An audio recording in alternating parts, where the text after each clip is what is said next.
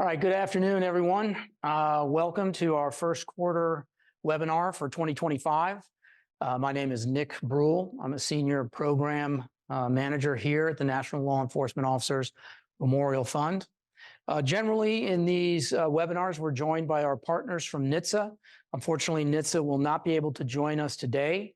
So you will be hearing from myself with, if you're familiar with these webinars, the usual details that I cover. Which is telling you a little bit about what's happening at the memorial. We're coming into May, which is National Police Week. I'll then take us through the details and the statistics of where we are in 2025 with fatal vehicle crashes, as well as trying and look at some of these injury crashes. And then I'll take you through some other things that we are starting to pay attention to in the field. Talk to you a little bit about a couple of things that may be coming up in the future that I think you might be interested in. And then we're going to hear from Dale Stockton. Dale Stockton is the architect of Below 100. It's a very important training program, safety program that we want to work closely with. Hopefully in the future, we'll be able to do even more of that. So we will hear from Dale Stockton right after my presentation. As always, Anna will be in the wings to take any questions that you type into the chat. And between Dale and myself, we will go back and forth and do our best to answer those questions. We're in mid-April here in Washington, D.C. We will be adding the names from 2024, as well as historic names, onto the National Memorial Wall. This happens almost every mid-April. This year, we are adding 345 names to the wall. 148 of those names are from 2024.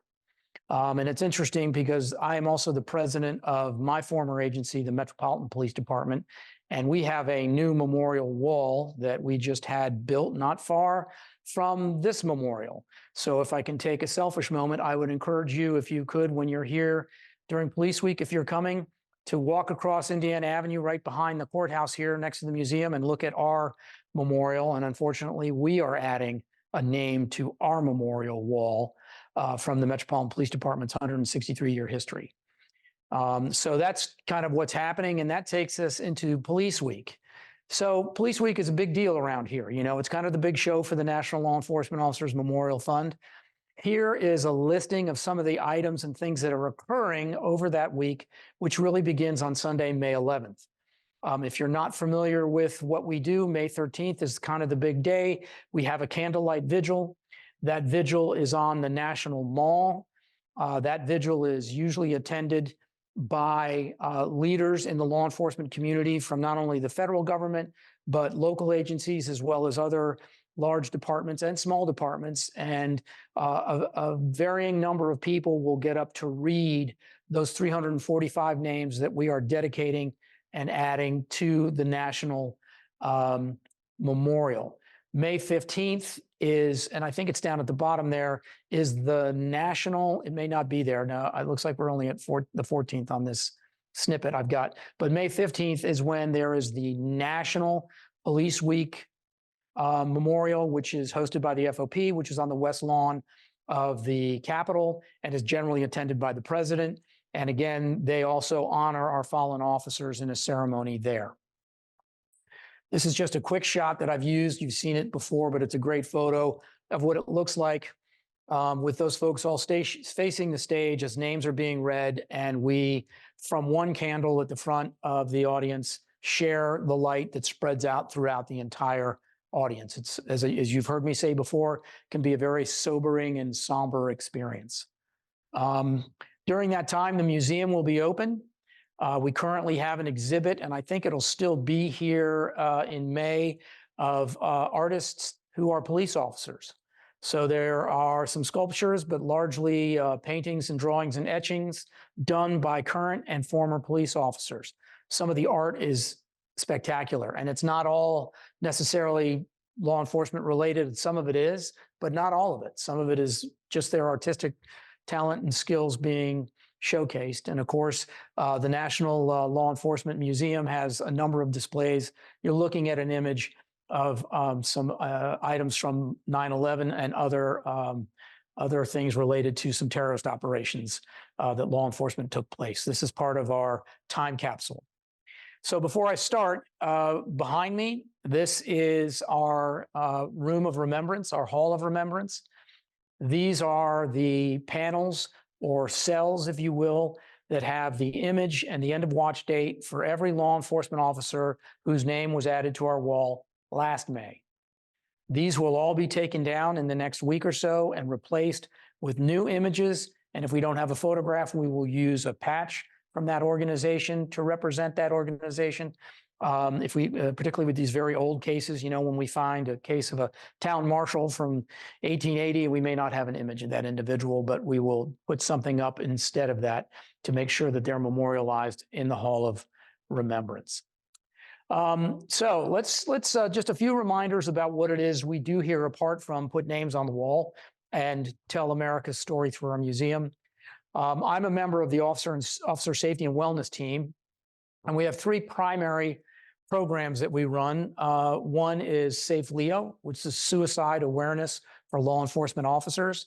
I don't know if any of you track some of these things, but there's been some stories, particularly recently out of Harris County, Texas. I believe at least three of their deputies out there took their own lives, all in very short order. And we've seen this in other departments. And if you have an issue in your agency or want to get this training to help prevent suicides and get great information about avoiding some of the pitfalls that can lead to this phenomena, safeleo.org is a great program, and they'll do it for free, right? It's run through the Bureau of Justice Assistance. They will come out and send instructors. They start at the top, and then they'll train your first line supervisors, and then they'll train your line officers, and then they will come and train officers to be trainers so that agency can spread this training out to the entire field. Destination Zero, been around since 2014. We are still looking for submissions. It's the National Officer Safety and Wellness Awards. In particular, we like to see traffic safety awards. The last few years, our nominations for traffic safeties have been good but scarce. And we want to make sure we get a good variety of folks out there showcasing what they're doing to keep officers safe. But if you have a wellness program, a fitness program, a tactical program, if you have a whole bunch of things going on that support safety and wellness that would be very comprehensive, that's one of the categories. So we'd like to hear from you. Again, you can go to our website, nleomf.org, click on the Officer Safety and Wellness tab. That'll take you to Destination Zero and tell you how to nominate your program. Last but not least is why we're here. NHTSA, we've been a partner with NHTSA for over 10 years. We have a great working relationship with NHTSA, and it's because of their concern for officer safety and safety on the roadway that we have the resources to do what we do, to put all this information out and to hold these webinars. Most recently, we were in Long Beach at Lifesavers. Most of you should be familiar with Lifesavers. I know a number of you are LELs. We met a number of law enforcement liaisons out there at Long Beach. We made some great interactions, talked to a lot of great folks about different stuff, and got to hear about what they're experiencing out there in the field. This is a picture of myself. Dale Stockton, who you're going to hear from, is on my right in that photograph. And then to my left, if you don't recognize Gordon Graham, well, I can't help you. That's Gordon Graham, who is I would call him a guru in risk management, and he has been preaching officer traffic safety, among other things, for years, and he is a dynamic speaker, and he is an expert in the field of risk management. So the three of us presented on a topic that we've been talking about for 2 years now, which is the use of tire deflation devices. And we had a very robust audience with a lot of questions and some good interactions in that Lifesavers workshop. And so we hope to do more things like that in the future. And you're going to hear from me a little bit more about TDDs in the future of this presentation. So just a reminder of how we ended last year. And if you recall, when we did I think it was in January, I did our fourth quarter, which is our closeout of that calendar year. You see that the number 46 has an asterisk next to it. That number was 48. And what happens, which I've explained before, cases that we follow through the news media and gather information on that appear to be legitimate line of duty deaths that are traffic related somehow, sometime, for some reason, sometimes they don't make it to our desk to be considered for presentation to the National Memorial. So if that doesn't happen, we don't count it, right? It's not an official line of duty death if the case doesn't even get presented to us for consideration. There could be a number of reasons behind that, and I won't go into all those details, but very often it ends up that the officer was not on duty, or we find out that there's something else that was occurring within that case that would not meet our criteria. So, but the asterisks, I'll remind you, were for two cases that were unusual, but for my counting and NHTSA resources, or for NHTSA data, involved traffic. One was an older case from Chicago. An officer was in a crash in 1987, and his ultimate cause of death, while tied to the crash, was carried as a different primary reason. I explained this in the last webinar, but I counted it because it was the result of a crash. We need to capture that. And similarly, a deputy, actually his primary reason for death was drowning, but the fact was he, I'll call it a crash, crashed his car into a river while transporting an arrestee. Very unfortunate circumstance, very sad, but again, for me, it involves a vehicle. And some people might say, well, that's not a crash, he hit the water. Well, for me, that's a crash, and he unfortunately drowned while trying to get out of the car.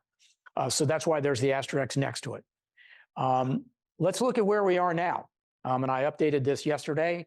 And the numbers, I mean, it's very early in the year. We're just passed through March. But we're down 40% overall. We're down by 9%, a very slim margin there for firearms related. But traffic related, again, I've learned not to get too excited because, 2023 was a great year. And then 2024, our numbers shot back up. And I'm looking for a continued downward trend, because that means to me, what we're all trying to do, what I'm trying to do, what Dale is trying to do is working.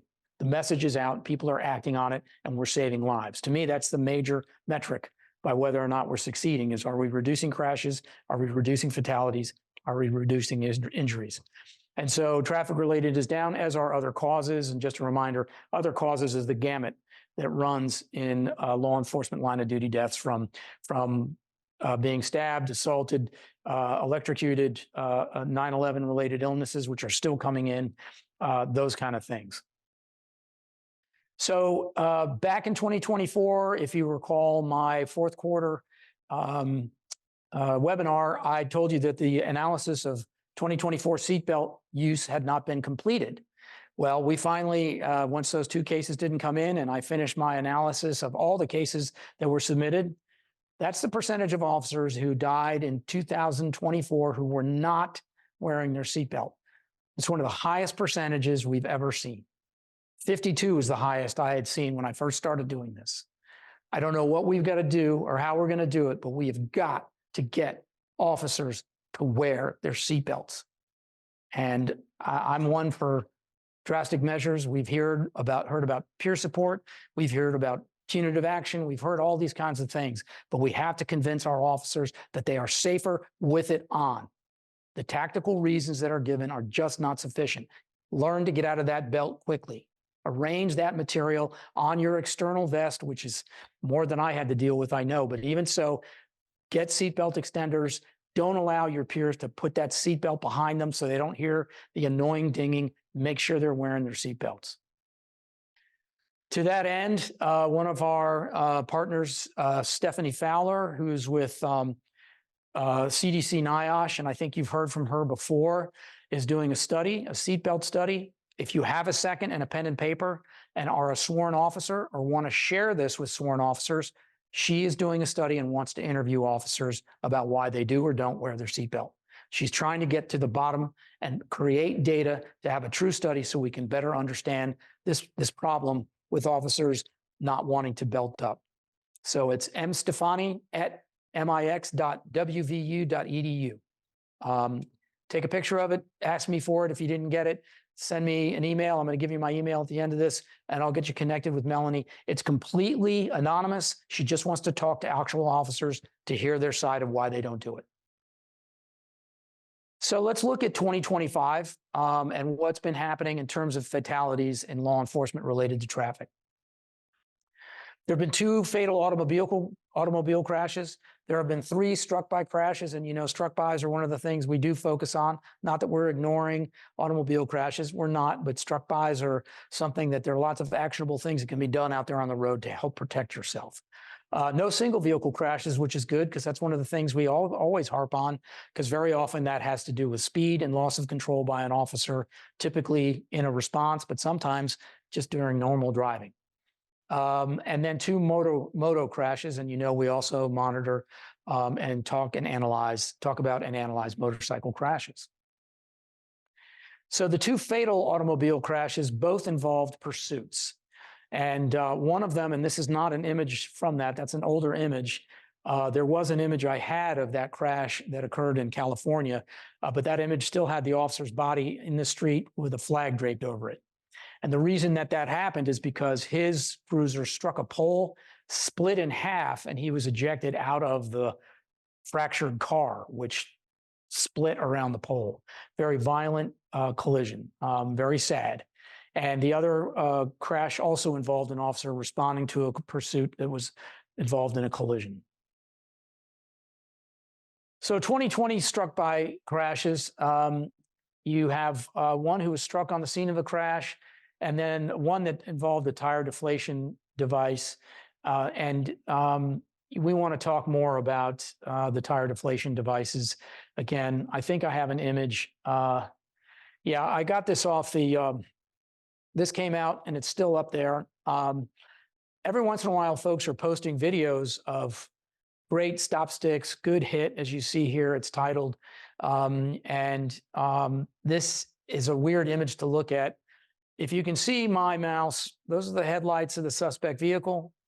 This black mark here is the officer's arm, and this long thing is the set of stop sticks, spike strips, TDD, whatever you want to call it, that he is running out. This is the edge of the roadway. You can see the yellow line running out to stop, and he's out trying to stop a wrong-way driver, which we absolutely have to do. I get it. And I have no problem with using a stop stick to do that.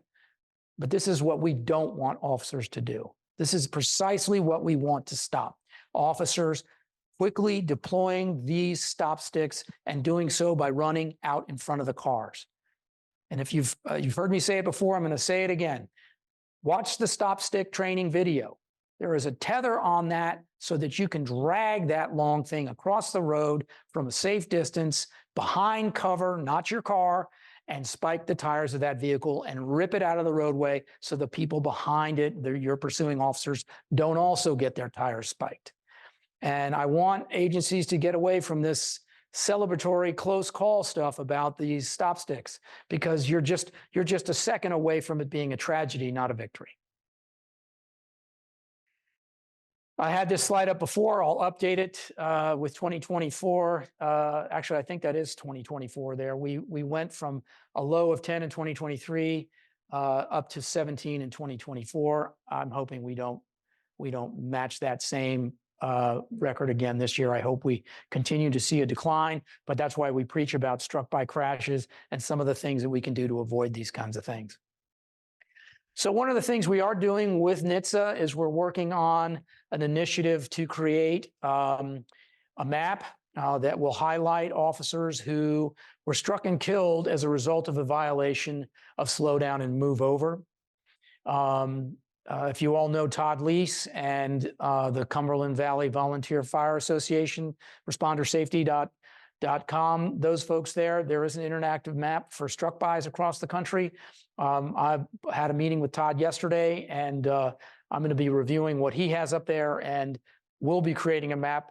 These are going to be specific to what we've determined to be a violation of that state's specified slow down and move over law. They're not all the same. We've talked about that. But we'll be going back to 2012 to try and work on that map so folks can see just what's happening out there. By the way, speaking of slow down and move over, I've seen lately a lot of initiatives. There's one going on right now in my county in Maryland, on a route in Maryland. They're doing enforcement. I'm seeing an uptick in talking to other people, going to conferences, in a desire to increase enforcement of that law and to do even more to raise awareness. Here's responder safeties. National numbers as of March 27th. 5 responders, roadway workers, have been struck and killed throughout the United States. 3 of the law enforcement officers, I mentioned them already. 1 towing and recovering person and 1 DOT worker have been struck and killed so far this year on the nation's roadways.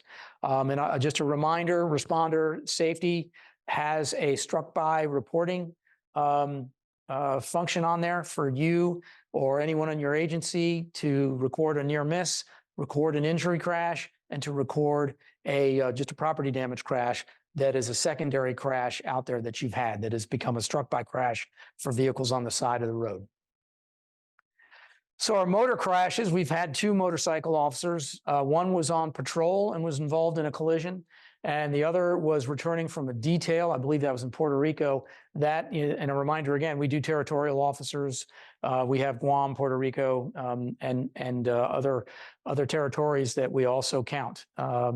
And we also do correctional officers. But I believe that collision, that officer in Puerto Rico was returning from a detail and was involved in a fatal crash. NHTSA Region 6 is actually it's tied right now with Region 9. Our numbers are relatively low. We have 7, but Region 6, unfortunately, again, is Region 6 and now Region 9, California, Arizona, and are both tied with 2. But as the year goes on, unfortunately, it seems like Region 6 seems to push out there every year. And again, I'll always say those are very large, very populous territories. So you've heard me mention this, and it's still continuing. And I mentioned the Tremco switch last time. We're still getting several reports of police vehicles being stolen. And it doesn't mean it wasn't happening in the past, but it certainly means we can gather the data a little more easily now. And the Tremco company publishes on their website reports of vehicles being stolen. One recent example in Florida, a deputy got out to simply check on a woman for a call. And as he got out to go talk to her, she just circled around him, jumped in the car, and took off. And we have seen stolen police vehicles be used to make traffic stops, to carjack other people. And the critical issue with this is that it's going to always lead to a pursuit. We cannot let that police vehicle be stolen by a civilian. There's weapons in there, there's equipment in there, there's radios in there, to say nothing of the fact that they can go out and wreak havoc with the public in a marked police car. So for the injury report, I've pulled out, there's been 5 injuries. This is from the Michigan State Police, this image here, and it was a struck by on the roadway, and it was a violation of slow down, move over. The numbers for officers struck and injured using tire deflation devices, there have been 5 so far this year who were not killed, but as I've talked and mentioned, these are very violent collisions and often come with, in many cases, career-ending injuries, and in other cases, very difficult injuries to recover from. And of course, sometimes involves law enforcement officers hitting other law enforcement officers while they're deploying those devices. So we really have to get a handle on this, and we can reduce these injuries. As we are right now, in terms of news reports that I've gone through that recorded injuries, I'm at just over 100 that I find through my sources. And my sources are getting better. My search techniques and that kind of thing are getting a little bit better because I'm finding more cases, but I also think we've got a problem with more cases coming up. And if you recall last time, and I know I keep hearkening back to last time, I apologize, but there was a number of crashes of officers on the roadside engaged in either felony stops or arrests or blocking traffic for a crash, where a distracted driver or an impaired driver came flying up into that scene and injured officers and totaled cars. So injuries, loss of vehicles, all this has to be taken into our calculus of how bad it is out there. These have not changed for quite a while. There is one thing I want to talk about that I'm going to add, I think, the next time. You know, seatbelts, you've heard me talk about it. You might hear Dale mention complacency, fatigue. That's huge, managing fatigue. And I think that's one of the reasons we do have some of these crashes while guys are responding to an admin assignment or doing something or coming and going. Tire deflation devices I've talked about. Training needs to be enhanced. We need to train with our vehicles and our evac procedures and policies as much as we do our firearms, right side approaches, body armor. Being seen, and being seen includes conspicuously marking your patrol cars so that people can see them from the rear with reflective striping, more reflective striping than says police or sheriff. There's got to be something more. But the other thing I want to mention is alcohol use. There have been a number of stories recently, now one out of Maryland and then another one from my agency of officers impaired in their marked cruisers, their marked take-homes. I mentioned the story from Florida before about the officer who is on duty in full uniform in a marked car, arrested by another jurisdiction, just smashed. And we cannot ignore alcohol abuse in the profession of law enforcement. It's been around for a long time, and you'll hear me harp on it. And it's not that I'm a teetotaler. I'm not. But I think, you know, we all recognize when our peers need help, and we need to make sure we're getting them the help they need. And of course, when we come across an impaired officer, I guess I'm pleased that officers are doing the right thing, right? We're not sweeping it under the rug. They're being charged with DUI, which they should be. So some good news. As I mentioned, I talked with Todd Lease, and he introduced me to these folks at an organization called Penn Start. And this is a mock-up. It's on their website. They are creating what I think they would like to have be a national traffic safety training center and an experimental center, and a center where we can recreate things to not only train law enforcement, but other public safety officials as well as DOT folks, and look at how things occur on the roadway. And I think it's the design of, if you can see all of these different areas that have not been created yet that are going to deal with all kinds of different conditions out there, that will open up the opportunity for training, for testing. It'll be a place where people can come from all over the country to see what is happening with training and roadway vehicle safety. So we're hoping to do more with Penn Start. I'm looking forward to going up there and looking at this facility. A lot of these portions are still under construction. And I hope that the Memorial Fund will partner with Penn Start in one way or another, if nothing more than to just simply share the news about this fantastic training facility that is just, if I remember correctly, southwest of Pittsburgh, Pennsylvania. So certainly for the East Coast, it'll be easy to get to, but I hope it'll become a draw for training and conversations nationally about what's happening in traffic safety. So 2024, we're looking at another forum. We did a summit in 2022, and then the Eastern Transportation Safety Coalition did a follow-on summit in 2023. We're looking to do not 2024 forum, 2025 forum. We're looking to do a forum in 2025 again, and this will be a solutions and recommendations based forum. So we all know what the problems are. We want to get an audience of executives, chiefs, sheriffs, so we can tell them where they think they should be and what we think they should be doing to try and get their officers to be safer on the roadway. Okay, this is me, as always, N. Brule at nleomf.org. Our website is www.nleomf.org. And if you go to nleomf.org, at the top right navigation bar, you will see Officer Safety and Wellness. Click on that tab, and it'll open up all of the resources we have for DZ, Safe Leo, and NHTSA. And I would like to introduce Dale Stockton. As I mentioned, he is the architect of Below 100, and he's going to talk to us a little bit about this important safety training program. Many of you have heard it, but it is definitely a resource that LELs and other people across the country, you can even have your guys refreshed on this. Much of it applies to traffic safety, although not all of it. We're, again, as I mentioned, hoping for better working relationship or stronger working relationship, I would say, with below 100. So I'll let you take it over, Dale. All right. Thank you very much, Nick. I appreciate that. Let me start sharing my screen here. I so like what you're doing, the updates, so much of it overlaps with our message. And I want to start this off today by thanking the LEL specifically. I had the opportunity to present with Nick and Gordon Graham at the Lifesavers Conference. Nick showed you that great picture. It was great being there and partnering with him in front of great group. I think we had about 140 in the audience. It was one of the best attended sessions, but there were a lot of LELs there. I got to speak with many of them, and so appreciate what you're doing. And I actually intended to make this challenge, ask this of you at the end, but it's in my head now, and I've learned the hard way that sometimes if Dale doesn't do it now, it doesn't happen. And that is to encourage you, please, when you're out there in the field. I know many of you have programs that are somewhat scripted, and you're there to accomplish that, whether it's child safety seats or setting up planning for a DUI checkpoint.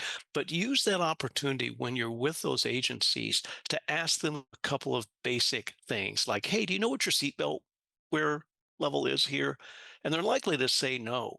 But share what Nick just shared with you, that we're seeing an uptick in this. There's no reason our officers shouldn't be wearing seatbelts now.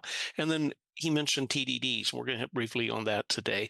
But this is another area where we're losing people, and a lot more people are being very seriously injured. And a lot of it comes down to two things: awareness of just how incredibly dangerous this is, and a lack of training.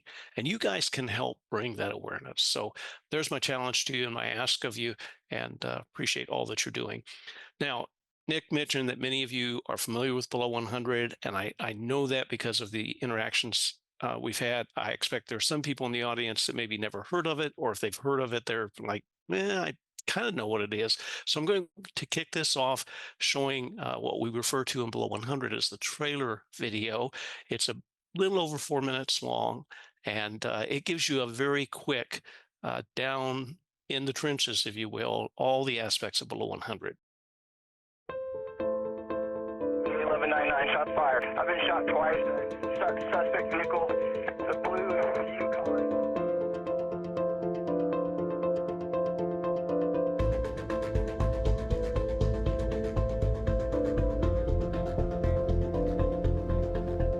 That was a fully automatic, because you're shooting pistol, like a MAC-10 style pistol.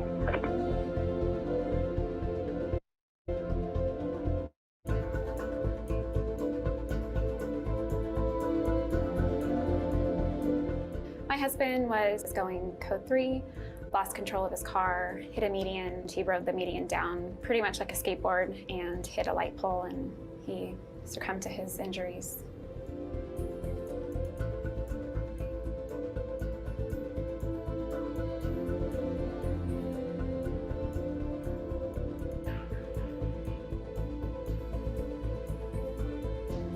The reason for my husband's death was because he did not have his seatbelt on.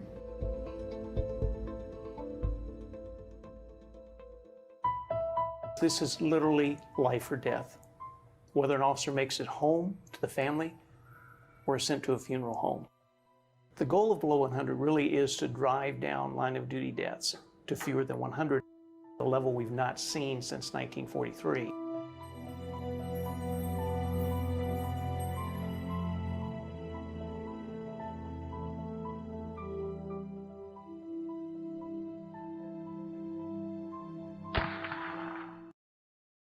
I mentioned the video is a little dated.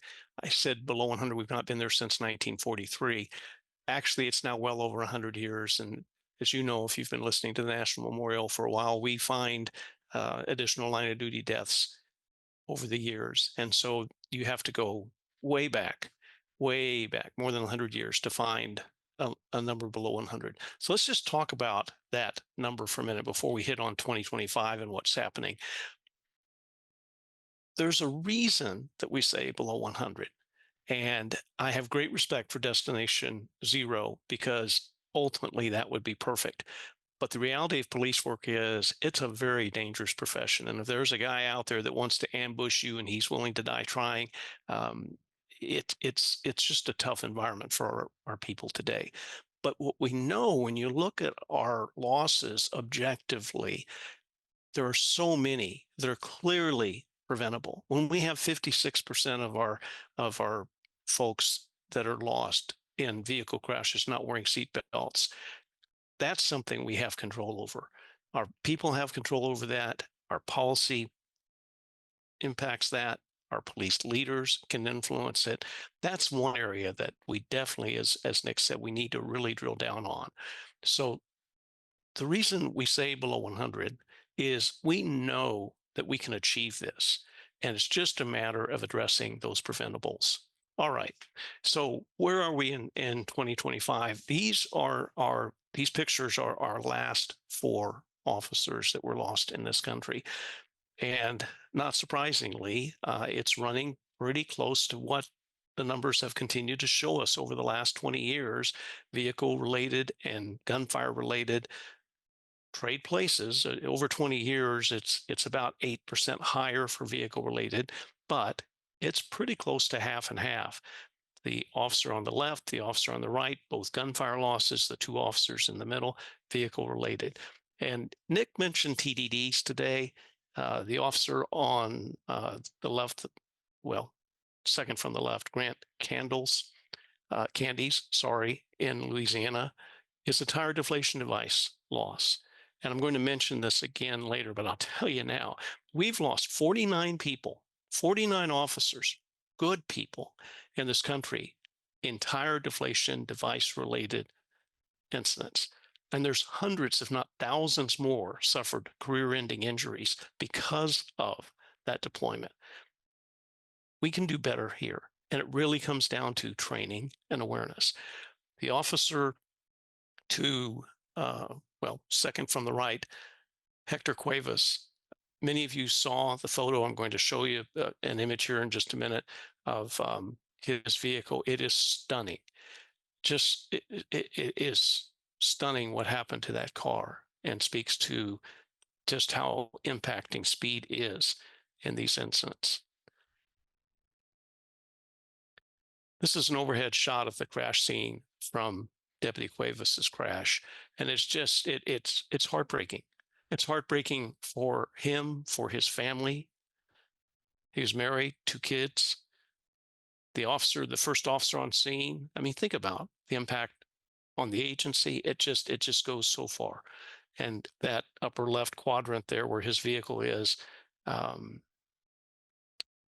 it just speaks to just how high the speed was in this incident. It's hard for me not to get choked up when you look at this. And in that moment, think about this, folks. He didn't go to work that day thinking he would never make it home. And yet he didn't. His wife and his kids didn't get to see him walk through that door again. This is an incident where, had he made different choices, it's very likely that he would have made it home. I can tell you that this is not confirmed, but I can say it with 99% conviction based on the sources that I've talked to. Although the news accounts of this said that he was in a pursuit, he was actually trying to engage in the pursuit. And further, he was not running with his emergency equipment. I'll move on. So what is the below 100 mission? Reduce line of duty deaths to fewer than 100 per year. And I told you already where that number comes from. But how do we do this? How do we approach it? The whole idea is we address areas that are most under an officer's control. We can't control the actions of the bad guy, but we can dramatically reduce our officer line of duty deaths by addressing areas that we control, seatbelt speed, and more. Let's look at just our 5 tenets.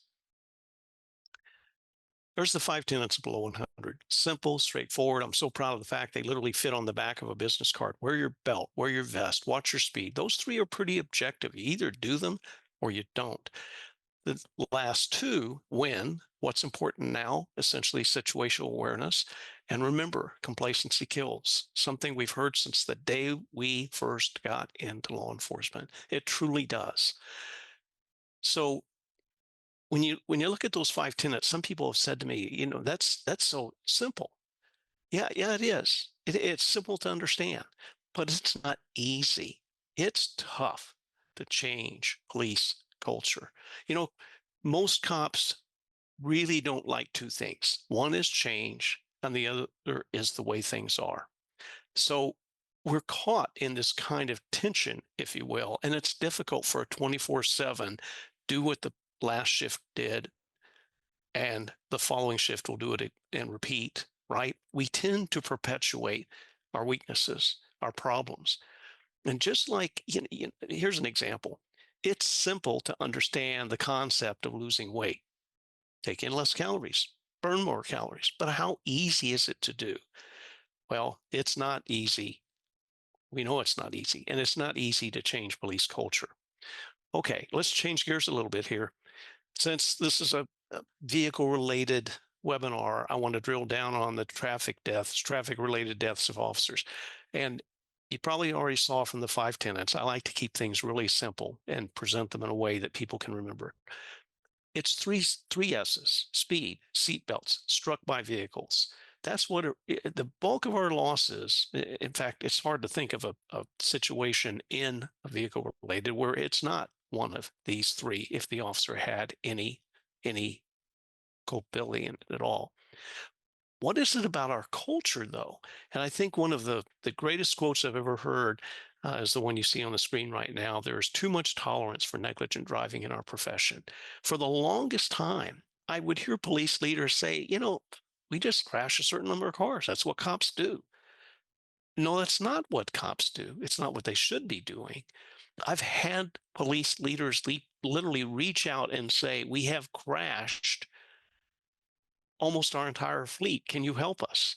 Well, yes, below 100 can help, but part of that, leaders have a role in this.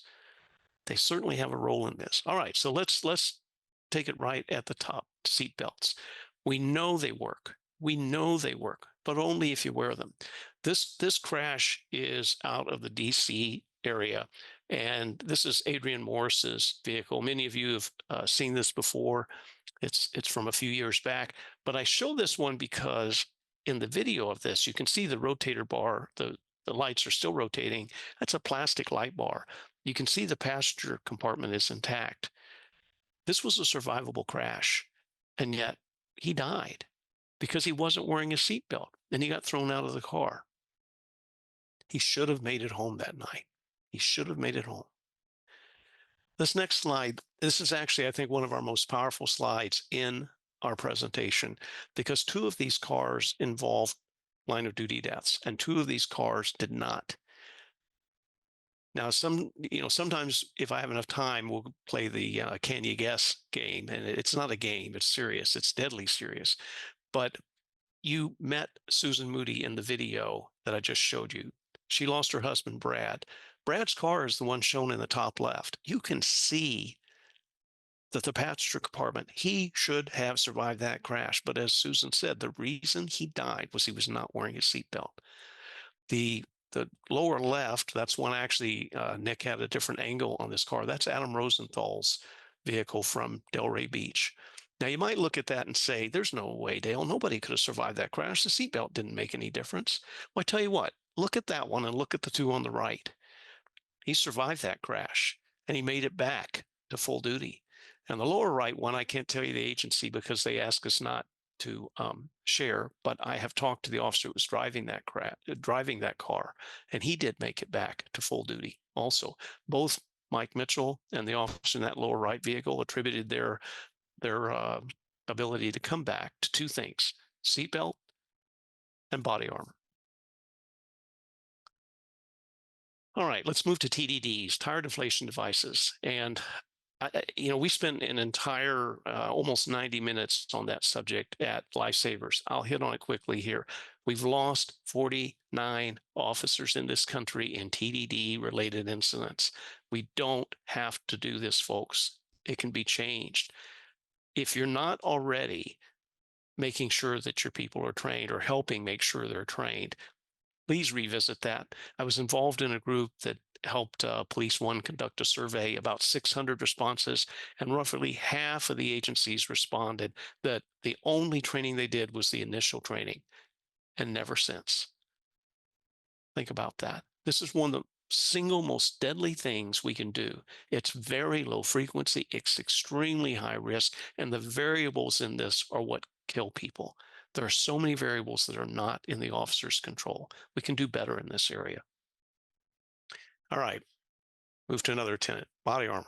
And what I'm trying to do here is give you a very quick snapshot of where we are in below 100. And it's, this is a 4-hour program. So I'm giving you literally about 20 minutes of certain pieces of it.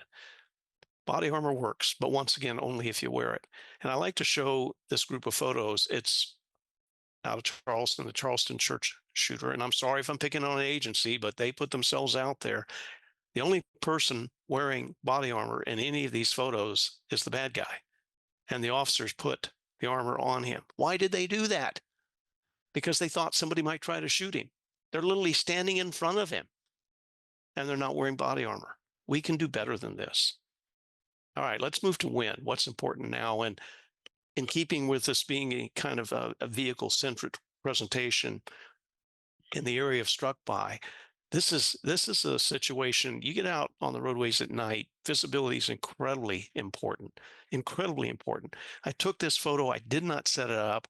I was literally driving through the scene. I had my camera sitting on the seat next to me, and it was really slow speed. I kind of liked it. I'm a photographer.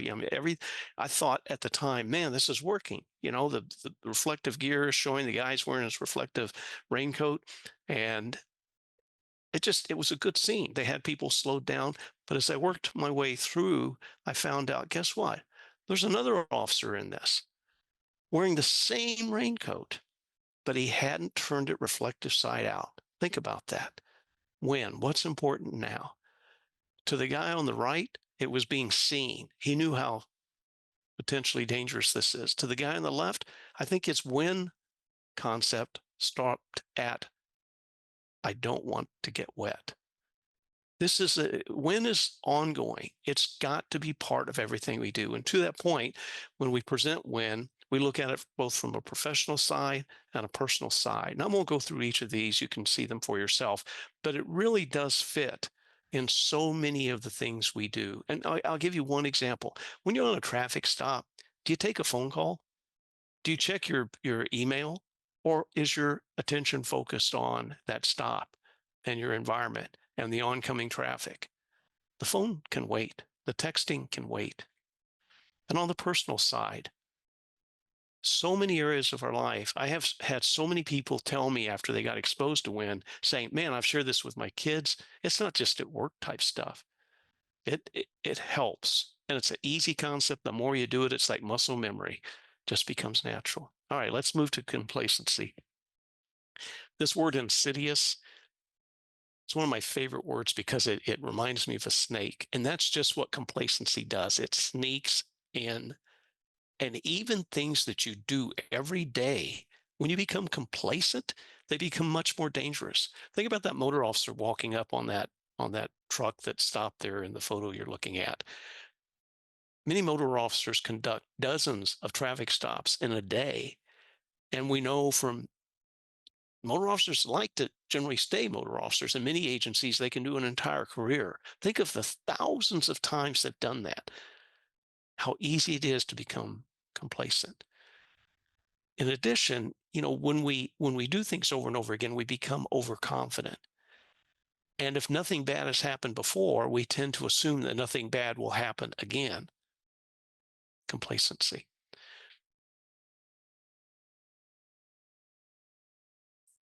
We show these slides in below 100, and the one on the left, at first glance, it's like you can tell he's wearing body armor, he's reasonably fit, he's headed into work, his duty belt looks squared away.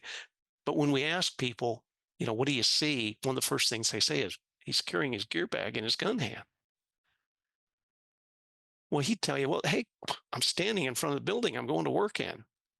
Well, hello, I think most of us have heard about shootings at police stations. It does happen. His head's down. He's probably thinking about the last thing he said to his spouse or vice versa, on and on. And then the guy on the right, you can't make this stuff up. Seriously, you're going to be checking your smartphone while you're operating a motor? enough said. So how do you fix this? How do you guys address this? And even if you don't say below 100, I'm fine with that. The tenets, though, are powerful. And the key to making change is figuring out where your greatest risks are. So I'd ask all of you today, as you listen to this and you go about your day, think about if you had to predict where the next serious injury in your agency or the agencies that you work with is most likely to come from, or line of duty death is most likely to come from, where would it be? Now, for many of you, I know because I've done this a few hundred times, you're already thinking of a specific person or specific situation. And if you've got that thought in your mind right now, the obvious question is, what have you done about it? Have you had that courageous conversation? Have you taken any action whatsoever? So many times after we've lost somebody, you hear often a command level person, I knew that was going to happen. Somebody should have talked to him. Well, you know what? Nobody named somebody works in your agency. If it's predictable, if you can sit there and think in terms of where it's most likely to happen, it is preventable. All right. So let's close this out with a kind of and I'm trying to be not in the sense of bragging about the program, but just sharing transparently with you. Cops built below 100. Cops deliver it. They're all volunteers. It's simple. 5 tenets, like I said, fit on the back of a business card. And it's applicable at all levels. It is a mistake for anybody to assume that below 100 only applies to line level folks, because that's just not true. And by the way, just flashing back to TDDs for a minute, if you look, and I can show you the 49 slides, there's every rank you can imagine, every type of agency that you can imagine that have lost people in the deployment of tire deflation devices. So don't assume below 100 is just for line level or just for uniform. Our trainers are volunteers. The core below 100 course is 4 hours. When we do a train the trainer, we bolt on a trainer add-on the same day.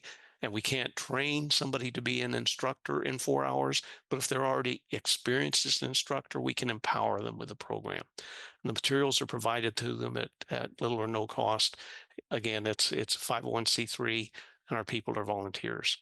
So that's it. Nick, thank you so much for this time. I so appreciate what the memorial does, and I look forward to the partnership ongoing. If anybody has any questions, be happy to answer them. And then the website is there. You can see upcoming training. We're kind of experiencing a significant uptick in requests, and the momentum we have right now, that's a good thing. And if you want to host a below 100 training in your area, there's information on that on the website also.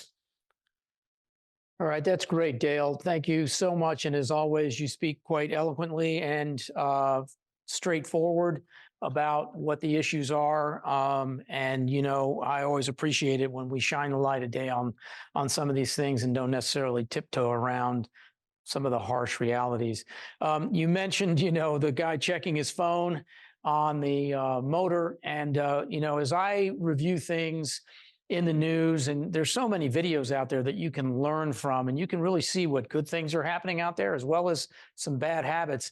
I've seen a number of these videos with the good time radio is on in the car when the body camera is on and while they're talking on the microphone. And I'm always like, don't you want to turn the damn music off? Like, what are you doing? You shouldn't even have that music on, to say nothing of the fact that you're pulling up to a DV scene and I can hear, whatever country music or whatever playing in the background. It's just, so again, remembering what's important now. One other thing, again, thank you, Dale. And I hope everyone sees the value of below 100 and how impactful it can be. One of the other things is I was at a traffic meeting down in DC, and it was really about enforcement. But one of the things that they had, and I think most of the agencies here would be interested in it, and I'll get the name of the company, but they did a brief presentation on distracted driver technology that they're deploying now, so that, and maybe many of you have seen this, it's 2 cameras up on a pole along the side of the road with troopers who are downstream.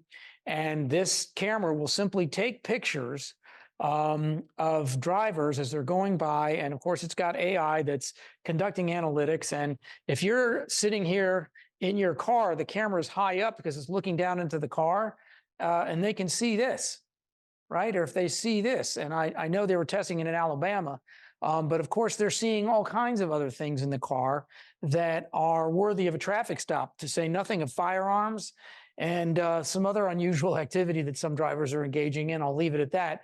That cause the downstream troopers to pull them over. They, in their cruiser, get a picture of the image with the license plate, because there's also a camera facing in the front and back to capture that vehicle's information, and then it sends an alert when it detects the violation to the trooper, who's downstream enough to look at it and determine whether or not this is worthy of a traffic stop. And they make that determination. But it's something that I think DC is looking at. The presentation was for DC. And one of the things that I am encouraged by, at least locally here, and I think it's happening nationally, is we're getting back to conducting traffic enforcement. There was a severe fall off following 2020, the pandemic, and the defund the police and the George Floyd moments and all that. There was a retraction of enforcement, and I think we're now going back to more enforcement. So there are lots of tools out there to help us make the roads safer. Anna, nothing? Okay. I want to thank everybody for your time. And again, I always want to thank Dale Stockton for his presentation. And I want to, of course, always thank our partners at NHTSA. And as always, if you have something that you know is out there that you think you want to share with the group, and I think maybe next time I'll look into this technology that we're talking about, because it can be used for slow down and move over, I think this, and I talked to the guy who was presenting, I think there's a lot of possibilities with this new technology to not remove the cop from the enforcement, not have like a photo radar ticket, but to really give great evidence and have that traffic stop occur with that evidence. So I think that's the wave of the future. All right, folks, we've taken up enough of your time, I think. So thank you all very much for joining us. And as always, send me an email if you have any questions or concerns or comments. Take care.